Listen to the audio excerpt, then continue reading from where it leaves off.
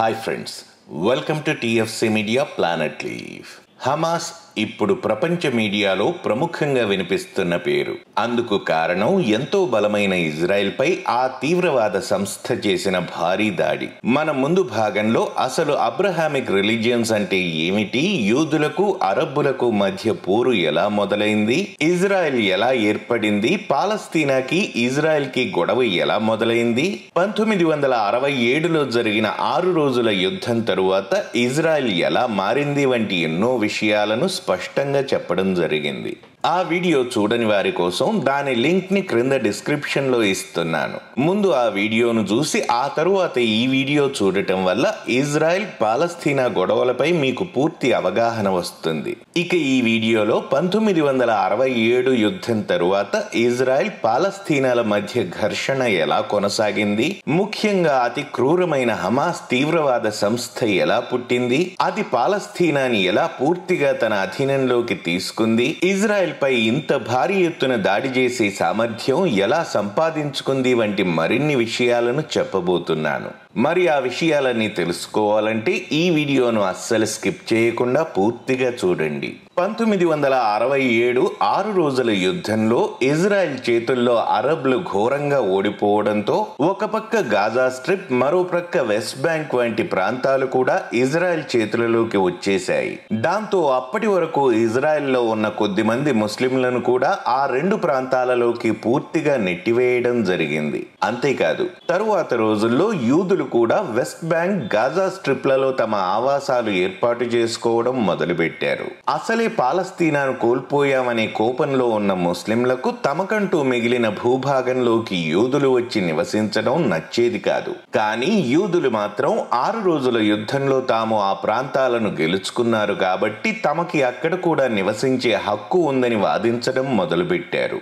ఈ క్రమంలో పాలస్తీనా ముస్లింలు ఫతా అనే ఒక సంస్థను ఏర్పాటు చేసుకోవడం, దాని అనుబంధ సంస్థగా పిఎల్ఓ అంటే పాలస్టీన్ లిబరేషన్ ఆర్గనైజేషన్ అనే సాయుధ సంస్థని కూడా ఏర్పాటు చేయడం జరిగింది. ఈ సంస్థల ప్రధాన లక్ష్యం ఇజ్రాయెల్ ని తిరిగి పాలస్తీనాగా మార్చడం. ఈ క్రమంలో ఫతాని ఓ రాజకీయ పార్టీగా మార్చి వెస్ట్ బ్యాంక్, గాజా స్ట్రిప్ వంటి ప్రాంతాలలో పట్టుని సాధించడంతో పాటు అంతర్జాతీయ వేదికలపై తమ గళాన్ని వినిపిస్తుంటే, మరోపక్క దాని అనుబంధ సంస్థ పిఎల్ఓ ఇజ్రాయెల్ సేనలతో సాయుధ పోరాటాలు చేసేది.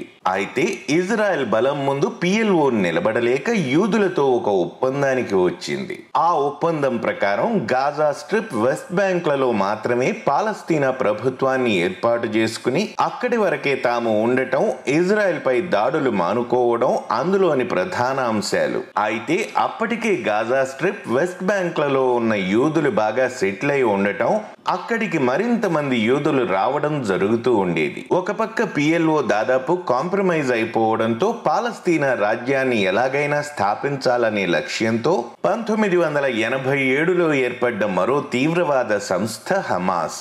ఈ సంస్థ పుట్టిన వెంటనే అక్కడున్న ప్రజలలో విద్వేషాలను మరింతగా రెచ్చగొట్టి ఇజ్రాయెల్ పౌరులు, సేనలపై దాడులు చేసేలా మైండ్ వాష్ చేయడం మొదలుపెట్టింది. అందుకు నాంది గాజా స్ట్రిప్ లో ఉన్న జబిలాయా రెఫ్యూజీ క్యాంప్ దగ్గర ఒక ఇజ్రాయెల్ మిలిటరీ ట్రక్ ని 2 సాధారణ ట్రక్కులతో గుద్ది ఆ మిలిటరీ ట్రక్కులో ఉన్న 4 సైనికులను చంపడంతో మొదలైంది. ఆ సంఘటన తరువాత నుంచి పాలస్తీనా ప్రజలు కూడా హమాస్ తీవ్రవాదులతో కలిసి పెద్ద ఎత్తున ఇజ్రాయెల్ సేనలు, ప్రజలపై దాడులు చేయడం మొదలుపెట్టారు.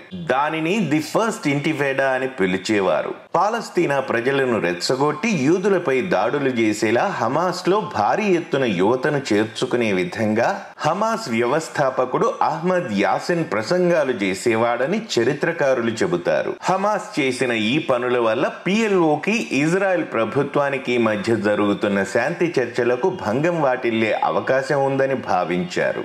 కానీ ఇజ్రాయెల్ తో శాంతి ఒప్పందాలు చేసుకోవడం కొంతమంది పాలస్తీనా ప్రజలకు నచ్చేది కాదు. ఆ వ్యతిరేకతను అదనుగా తీసుకుని హమాస్ ఎదగడం మొదలుపెట్టింది. ఆ విధంగా మొదలైన ది ఫస్ట్ ఇంటిఫాడా 1993లో అమెరికాలో జరిగిన ఆస్లో అకార్డ్స్ అగ్రిమెంట్ అంతమైంది. ఈ అగ్రిమెంట్ లో ఉన్నది వెస్ట్ బ్యాంక్, గాజా స్ట్రిప్లలో పాలస్తీనా ప్రభుత్వం ఏర్పాటు చేసుకుని ఒక దేశంగా ఎదగడం. అయితే అప్పటికే ఆ రెండు ప్రాంతాలలో సెటిల్ అయిన యూదులను అలాగే ఉంచడం, యూదులు ఎక్కువగా ఉన్న ప్రాంతం ఇజ్రాయెల్ చేతులలో ఉండటం, యూదులు అరబ్లు కలిసి ఉన్న ప్రాంతంలో రెండు దేశాల సమాన పాలన, పూర్తి అరబ్లు మాత్రమే ఉండే ప్రాంతంలో పాలస్తీనా ప్రభుత్వం మాత్రమే ఉండటం వంటి ప్రధాన అంశాలు ఈ ఆస్లో అకార్డ్స్ అగ్రిమెంట్ లో ఉన్నాయి.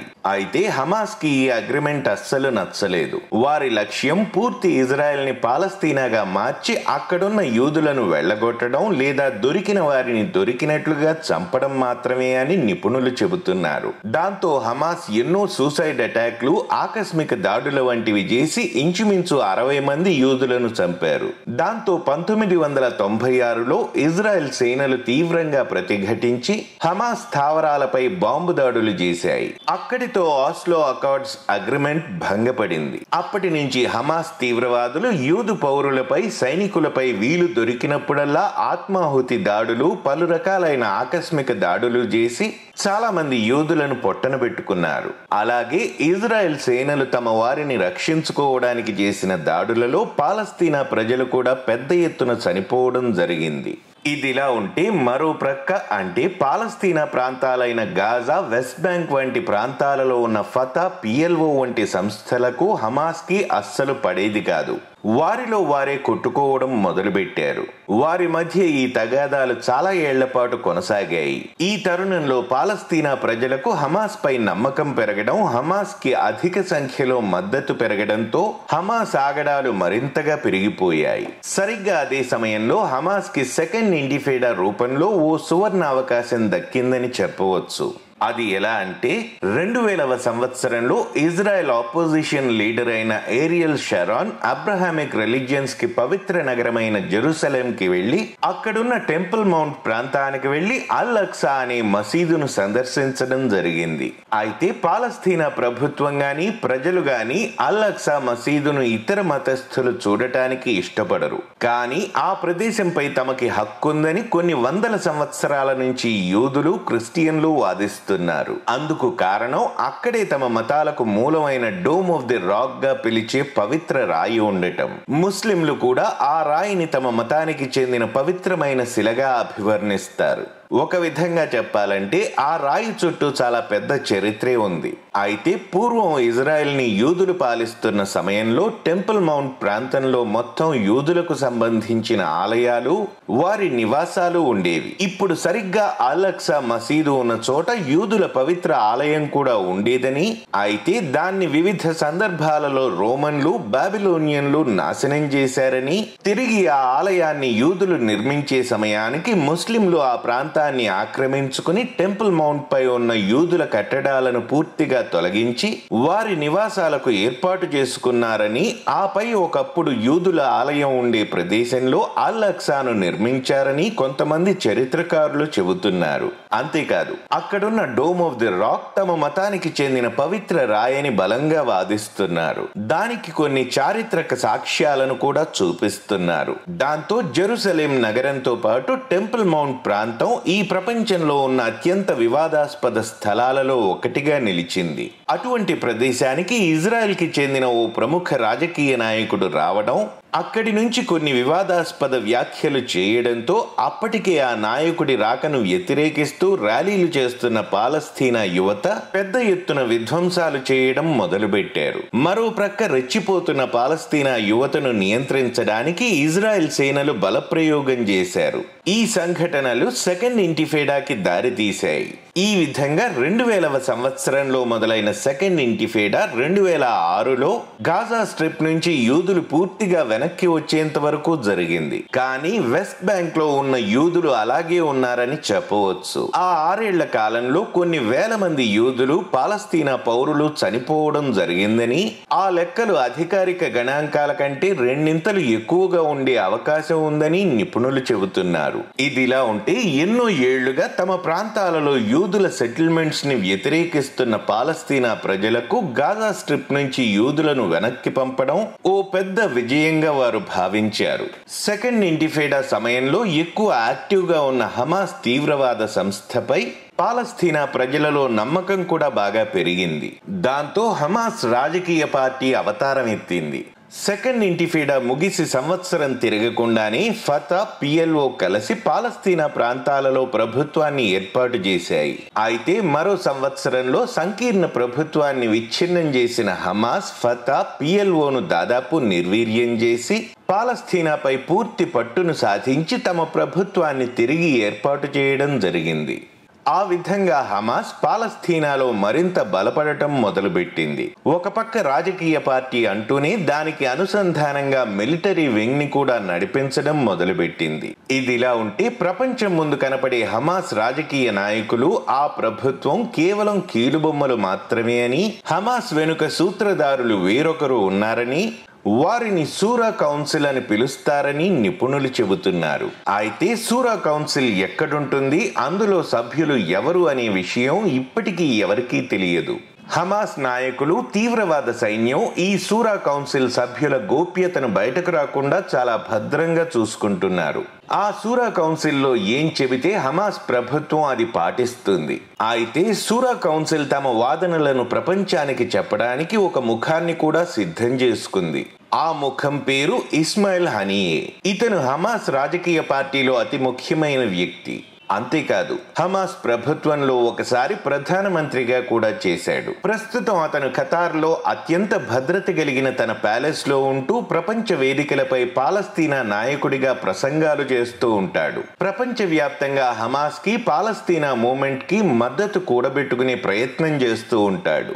ఇక ఇది ఇలా ఉంటే హమాస్ వంటి తీవ్రవాద సంస్థకు ఇజ్రాయెల్ వంటి బలమైన దేశాన్ని ఢీకొట్టడానికి అవసరమయ్యే ఆర్థిక, ఆయుధ సహాయాన్ని ఎవరు చేస్తున్నారనే సందేహం మనలో చాలా మందికి ఉంటుంది. అందుకు జవాబు నేను ముందు చెప్పినట్లు ఖతార్ రాజు, అక్కడి ప్రభుత్వం హమాస్ కి పెద్ద ఎత్తున ఆర్థిక సహాయం చేస్తూ వస్తోంది. ఇప్పటి వరకు కొన్ని బిలియన్ డాలర్ల డబ్బును హమాస్ నాయకులకు అందించిందని, ఆ డబ్బును ఏం చేశారని ఖతార్ హమాస్ ను అడగదని నిపుణులు చెబుతున్నారు. అంతేకాదు, హమాస్ కి చెందిన కీలక నాయకుల, ఆ సంస్థ ముఖ్య రాజకీయ కార్యకలాపాలు ఖతార్ నుంచే జరుగుతాయని నిపుణులు చెబుతున్నారు. ఇదిలా ఉంటే హమాస్ తీవ్రవాదులు ఇటు గాజా, అటు వెస్ట్ బ్యాంక్ లోనే కాకుండా వారు ఉండటానికి, పలు రకాల తీవ్రవాద కార్యకలాపాలు జరుపుకోవడానికి ఇజ్రాయెల్ పక్కనే ఉన్న జార్డన్ అనధికారికంగా చాలా సహాయం చేస్తూ ఉంటుంది. అంతేకాదు, జార్డన్ లో ఉండే చాలా తీవ్రవాద సంస్థలు హమాస్ తో కలిసి పనిచేస్తూ ఉంటాయి. అదే విధంగా సిరియా కూడా హమాస్ తీవ్రవాదులకు చాలా సన్నిహితంగా ఉంటుంది. ఇక హమాస్ కి ఉన్న మరో మిత్రుడు టర్కీ. ఆ దేశపు ప్రభుత్వం, అక్కడి ప్రధానమంత్రి హమాస్ కి చాలా సన్నిహితంగా ఉంటారు. అంతేకాదు, హమాస్ కి చెందిన ఓ అధికారిక కార్యాలయం కూడా టర్కీలో ఉందంటే ఆ దేశం హమాస్ కి ఎంత దగ్గరో అర్థం చేసుకోవచ్చు. ఇక టర్కీ దేశం హమాస్ కి ఆర్థికంగానూ ఎంతో సహాయపడుతూ వస్తోంది. ఆ దేశ ప్రధాని అయితే హమాస్ నాయకులతో ఎన్నోసార్లు పబ్లిక్ ఫంక్షన్స్ లో కూడా పాల్గొనడం ప్రపంచం మొత్తం చూసింది. ఆ తరువాత హమాస్ ని సపోర్ట్ చేసే దేశాలలో అతి ముఖ్యమైన దేశం ఇరాన్. ఆ దేశం హమాస్ కి కేవలం ఆర్థిక సహాయమే కాకుండా తీవ్రవాదులకు సైనిక శిక్షణ, ఆయుధాల సరఫరా కూడా పెద్ద ఎత్తున చేస్తూ వస్తోంది. ఓ సాధారణ తీవ్రవాద సంస్థగా మొదలై ఇప్పుడు ఏకంగా రాకెట్లతో ఇజ్రాయెల్ పై దాడి చేసే స్థాయికి హమాస్ ఎదిగిందంటే అందుకు ప్రధాన కారణం ఇరాన్ అని నిపుణులు చెబుతున్నమాట. మరిన్ని ఇంట్రెస్టింగ్ వీడియోస్తో మళ్ళీ మీ ముందుకు వస్తాను. మరి ఆ వీడియోలు మిస్ కాకుండా ఉండాలంటే మా ఛానల్ని సబ్స్క్రైబ్ చేసుకుని ప్రక్కనే ఉన్న బెల్ సింబల్ని ప్రెస్ చేయడం మాత్రం మర్చిపోకండి.